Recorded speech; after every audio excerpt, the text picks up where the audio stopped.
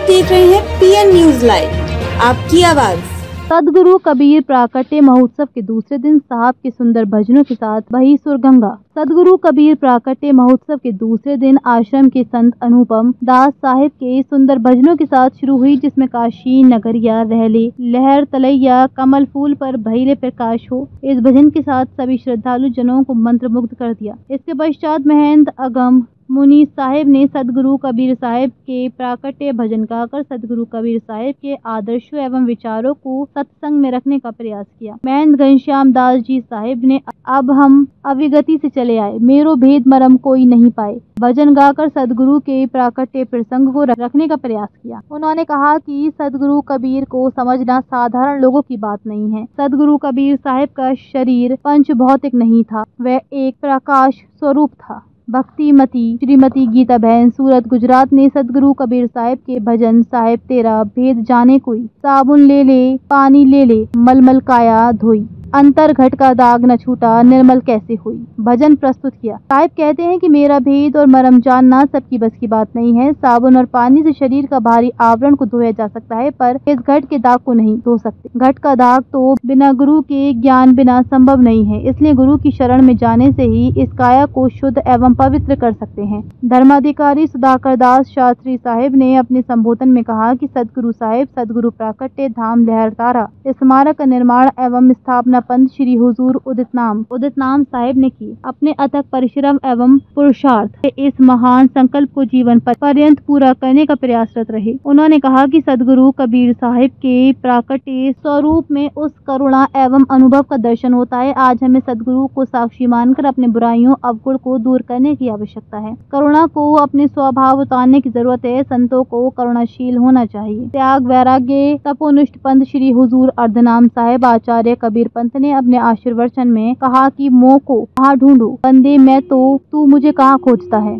मैं तेरे साथ हूँ ना तीर्थ में, न प्रतीकों में, न एकांत में, न मंदिरों में, न मस्जिदों में, न काबा में, न कैलाश में। मैं तेरे साथ हूँ है मानव, मैं तेरे साथ हूँ न प्रार्थना में, न ध्यान में, न उपवास में, न योग अभ्यास में, न त्याग में, न प्राण में, न शरीर में, न आकाश में भी नहीं, न प्रकृति के गर्भ में, न श्वास की श्वास में। खोज और खोज के एक क्षण में कहते हैं कबीर ध्यान से सुन, जहाँ तेरा विश्वास है मैं वहाँ हूँ। सभी धार्मिक और दार्शनिक शिक्षाओं के अलग अलग दृष्टिकोणों के बावजूद ये बहुत स्पष्ट है कि सर्वव्यापी सर्वव्यापी तत्व अंततः ईश्वर ही है। हमारे रीति रिवाजों परंपराओं भाषाओं के कारण हम उन्हें केवल विभिन्न नामों से संबोधित करते हैं। भोजन भंडारा की व्यवस्था भक्त सुरेश जी एवं भक्तिमती सपना देवी और उनके परिवार की ओर से किया गया। इस प्रकार राजस्थान गुजरात बिहार मध्य प्रदेश उत्तर प्रदेश बंगाल दिल्ली हरियाणा पंजाब आसाम कर्नाटक आंध्र प्रदेश आदि प्रांतों से संत महंत एवं भक्तों का आगमन हुआ। सदगुरु कबीर सेवा समिति के सदस्य कालूराम जी, हनुमंत जी, सुधीर जी, सुरेंद्र जी, पप्पू जी, लीलाधर जी, अर्जुन जी सभी सदस्य उपस्थित थे। सदगुरु कबीर प्राकट्य धाम में भजन सत्संग और साहिब वाणी से पूरा परिसर कबीर में रहेगा। 10 जून को सुबह 8 बजे से 10 बजे तक शोभा यात्रा निकाली जाएगी और रात्रि में सात्विक आनंद चौका आरती के साथ कार्यक्रम का समापन होगा। गुरु जी क्या कहेंगे? आज यहाँ पर हजारों लाखों की तादाद में लोग आ रहे हैं दिन दिवसीय कार्यक्रम का आयोजन। काशी नगरी है और काशी नगरी में कबीर साहब का यह प्राकट्य भूमि है और प्राकट्य भूमि ज्येष्ठ मास का पूर्णिमा के अवसर पर ही प्राकट्य महोत्सव मनाया जाता है। वर्षों से इस भूमि में सदगुरु कबीर साहब के प्रेमी श्रद्धालु जिज्ञासु संत महंत सभी हर साल आते हैं। इस साल भी भीषण गर्मी के बावजूद भी इनका आने का क्रम रुका नहीं है। इनकी श्रद्धा, इनकी भक्ति, इनकी विश्वास को आप इस सैलाब से देख सकते हैं। और सदगुरु कबीर साहब ने जो ज्ञान का प्रसाद बांटा, उस प्रसाद का जो स्वाद इन्होंने पाया है वो ये कभी भूल नहीं सकते और उन्हीं को हम यहाँ इस रूप में देखते हैं। तो सदगुरु कबीर साहब आज से 627 साल पहले इस काशी नगरी में आए, इस लहर तारा धाम में आए, तो ये नगरी पुण्य भूमि है और सदगुरु कबीर साहब ने पूरे दुनिया में अलग जगाया। और सदगुरु कबीर साहब की वाणी को संतों ने, जैसे एक पक्षी एक बीज को दूसरे जगह ले जाकर के फैला देता है, ऐसे ही हमारे संतों ने इस साहिब की वाणी को सुना, आगे बढ़ा दिया। ऐसे ही संत परंपरा से, भजन की परंपरा से, वाणी की परंपरा से ये जो साहिब हर राज्य में भक्तों तक पहुंच गए, उनके दिल में निवास किए। तो ऐसे सदगुरु कबीर साहब का आज प्राकट्य महोत्सव है। आपके चैनल के माध्यम से काशी की इस प्रगट भूमि से सभी को प्राकट्य महोत्सव की शुभकामना, आशीर्वाद और थोड़ा सा संदेश। सदगुरु कबीर साहब ने उस काल में, उस जमाने में जो सत्य, अहिंसा, प्रेम का संदेश निर्भीक होकर दिया, किसी के भय से नहीं दिया, किसी के दबाव से नहीं दिया। वो अकेले सब चौराहे पर खड़े होकर के भी जो बात कहनी थी वो कह दिए, घर में जो बात कहनी थी वो कह दिए, राजा को जो बात कहना कह दिए, पंडित को जो बात कहना कह दिए, और मौलवी को जो बात कहना है वो कह दिए। तो साहब के इन्हीं सत्य को सुनकर प्रभावित होकर ही समाज ने उनका अनुकरण किया।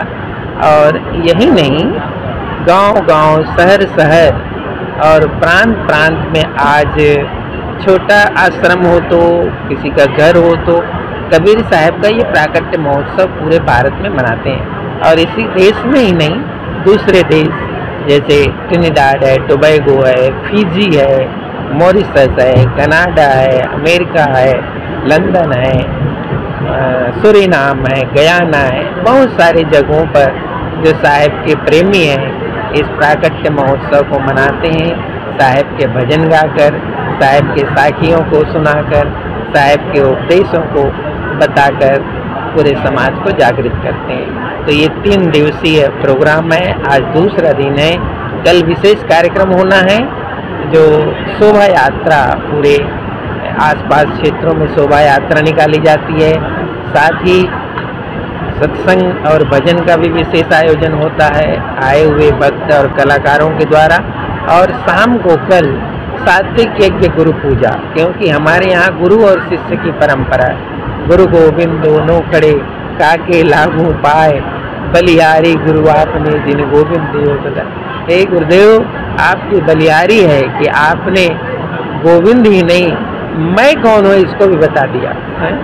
तो ऐसे गुरु के चरणों में पूजा करने का जो विधि है उसको गुरु पूजा कहते हैं, आनंद आरती कहते हैं। वो शाम को होगी और इसी गुरु पूजा के साथ 3 दिवसीय यज्ञ का समापन होगा। और फिर अगले साल इसी अवसर पर फिर मुलाकात होगी। तो ढेर सारी शुभकामना सभी के लिए।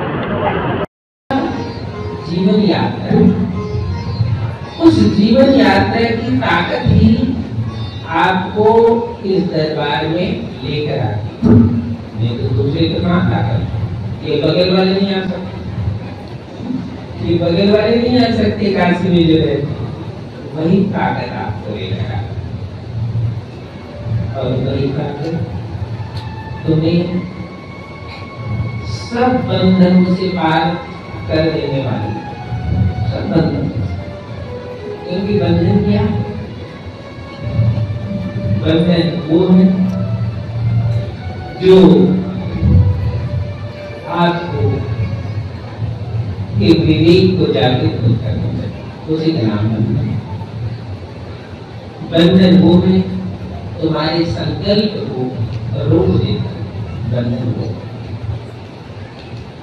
तुम्हारे अंदर जो भाव जगता है उसमें वो विघ्न पैदा करता है, बंधन। और इसलिए उस बंधन से तुम्हें मुक्त करने के लिए सद्गुरु सत्य स्वरूप में, ताकत के स्वरूप में, किसी न किसी रूप में वो तुम्हारे साथ रहते हैं।